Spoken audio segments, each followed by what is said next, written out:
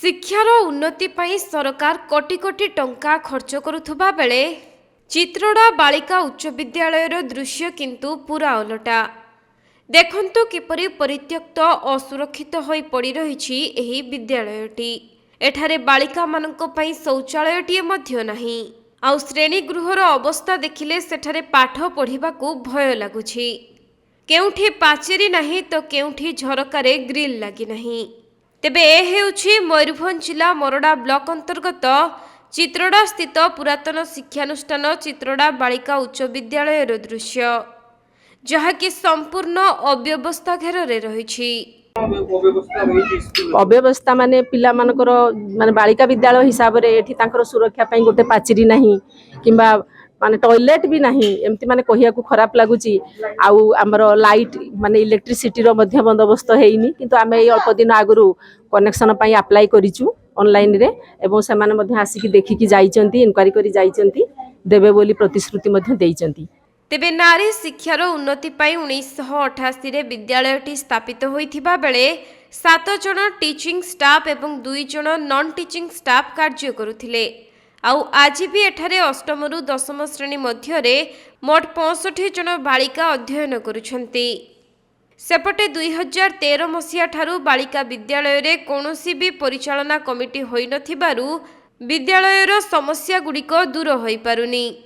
तेणु वर्तमान कमिटीर पुनः गठन करा जाई एथिरे 11 जन सदस्य रहिथिबा बेले एडवाइजरी कमिटी रे 6 जन रहिछंती। एवं किपरि आगकू एही विद्यालयर समस्त समस्या को दूर करा जाई परिबो से दिगरे चिंता करुछंती।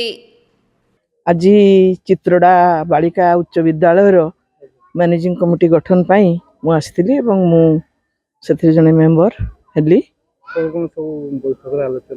बैठक रे आलोचना माने स्कूल टी बहुत पुराना 88 रु हेची 1988 रु, किंतु यार किछि डेवलपमेंट हेइनी आज पर्यंत।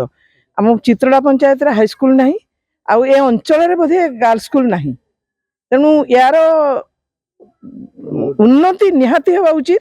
सेही उद्यम करबा पई आज गोटे मीटिंग टका हेतिला एवं समस्तक सहमति रे समस्तक सहयोग रे यार उन्नति आगामी दिन रे हेबो बोली आशा करा जाउछि। पूर्व मैडम के मसिया रे बंद पड़िथिला कमिटी हेइ नथिला। कमिटी 2013 रु हेइ नथिला, आज हेला।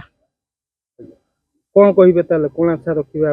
आशा रखुछु जे समस्तक सहयोग रे स्कूल रो केमति उन्नति हेबो सेही आशा रखी कि आज मीटिंग डका हेतिला एवं सेति में समस्त सहयोग करबे बोली। उन्नति में कोन कहिबे सरकार कोन दाबी रखिबे? सरकार को पाखरे सब प्रकार दाबी रखा 5T रे हमर आसीथिला हेइ पारे नाही, तेणु 5T तो वर्तमान नाही। तथापि आम एमएलए एमपी आमर ए अंचल जो मैंने समस्ते अच्छा सहयोग करें ऑफिसर्स माने समस्त अनुरोध करवा सहयोग क्रमे स्कूल उन्नति करने चेष्टा करवा। तेबे चित्रोड़ा बालिका उच्च विद्यालयर शैक्षिक वातावरण दिनकू दिन नष्ट हेबाकू बसिलानी। शिक्षानुष्ठानर अव्यवस्था जोगु छात्री माने मध्य निजकू असुरक्षित मने करुछंती। तेणु विद्यालयर समस्या संपर्क में ग्रामवासी और परिचालना कमिटी सदस्य माने उद्वेग प्रकाश करी किपरि विद्यालयटी पुणी थरे सुपरिचालित होई परिबो एवं भित्तिभूमिर विकास होई परिबो सेथिपई सरकारक पाखरे समस्यार समाधान पई दाबी जणाइछंती। मु विनोदिनी सेनापति चित्रोड़ा बालिका उच्च विद्यालयर प्रधान शिक्षयित्री 2011 मसीह रे एठारे प्रधान शिक्षयित्री भाव में कार्य करूछ आज पर्यंत। तेणु आमर परिचालना कमिटी टी बहुत वाद विवाद सत्वे हो पार नाला, तेणु आज आमको से सुजोग मिली। आमर जिला 2013 मसीह कार्यकाल सरीगला एवं तार 90 दिन पूर्व आम तैयारी करूँ जहाँटा कि परिचालना कमिटीर रूल अनुसार, किंतु सेटा किसी लोक एमती वाद विवाद सत्वे सेटा हो पारि नथिला एप्रूव।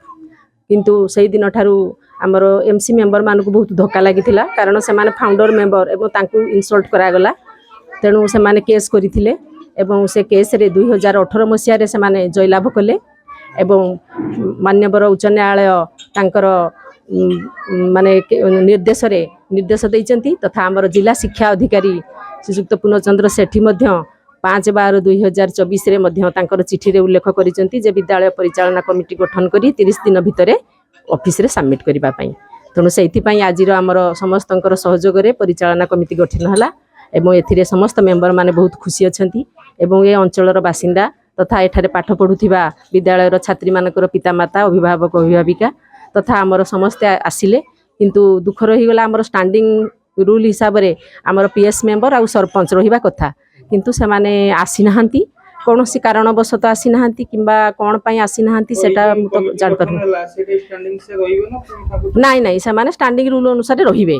ସେମାନେ ଆସନ୍ତୁ ନ ଆସନ୍ତୁ, ଦସ୍ତଖତ କରନ୍ତୁ ନ କରନ୍ତୁ, କିନ୍ତୁ ସେଇ ହିସାବରେ ସେମାନଙ୍କୁ ରହିବାକୁ ପଡ଼ିବ। ଅବ୍ୟବସ୍ଥା ମାନେ ପିଲାମାନଙ୍କର ମାନେ ବାଳିକା ବିଦ୍ୟାଳୟ ହିସାବରେ ଏଠି ତାଙ୍କର ସୁରକ୍ଷା ପାଇଁ ଗୋଟେ ପାଚେରୀ ନାହିଁ କିମ୍ବା ମାନେ ଟଏଲେଟ୍ ବି ନାହିଁ, ଏମିତି ମାନେ କହିବାକୁ ଖରାପ ଲାଗୁଛି। ଆଉ ଆମର ଲାଇଟ୍ ମାନେ ଇଲେକ୍ଟ୍ରିସିଟିର ମଧ୍ୟ ବନ୍ଦୋବସ୍ତ ହେଇନି, କିନ୍ତୁ ଆମେ ଏଇ ଅଳ୍ପ ଦିନ ଆଗରୁ କନେକ୍ସନ୍ ପାଇଁ ଆପ୍ଲାଏ କରିଛୁ ଅନଲାଇନ୍ରେ ଏବଂ ସେମାନେ ମଧ୍ୟ ଆସିକି ଦେଖିକି ଯାଇଛନ୍ତି, ଇନକ୍ୱାରି କରି ଯାଇଛନ୍ତି, ଦେବେ ବୋଲି ପ୍ରତିଶ୍ରୁତି ମଧ୍ୟ ଦେଇଛନ୍ତି। ଦେଖାଯାଉ କେତେ ଦୂର ସେଟା କାର୍ଯ୍ୟକାରୀ ହେଉଛି।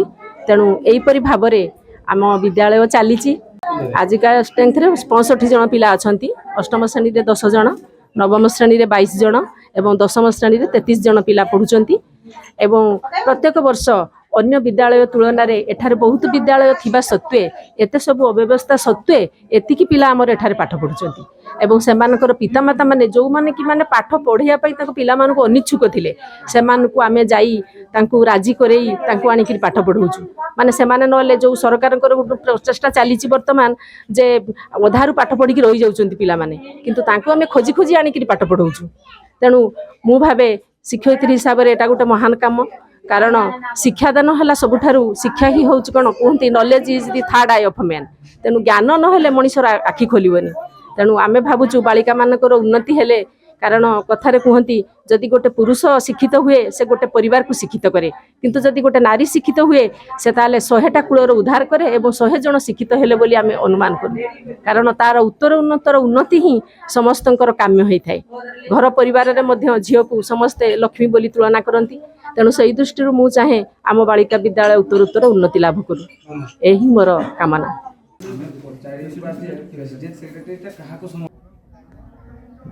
ସମସ୍ତଙ୍କୁ ଅନୁରୋଧ କରୁଛି ଯେଉଁମାନେ ମୋର ନିର୍ବାଚିତ ହେଲେ